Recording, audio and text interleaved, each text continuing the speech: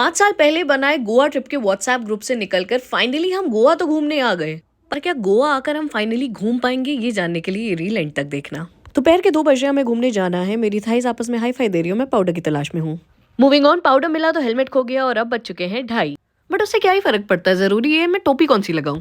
और अब SPF 1000 वाली सनस्क्रीन में पूरे बदन में घिसूंगी ताकि मैं टैन ना हो जाऊं।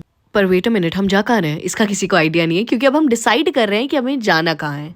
और फिर वापस आने के बाद हमने बाल्टियों में बनाई LSD ताकि हम क्लब जाने तक पूरी तरह भंड हो पाएं और मछुआरा डांस कर पाएं। 12 बजे थलासा पहुंचने के बाद देखा हमने भयरूपी इजिप्शियन भैया का अधनंगा डांस। और फिर कुछ क्रेजी करने के लिए हम चढ़ गए मेज पे और हमने लगाए ठुमके काफी रैंडम लोगों के साथ।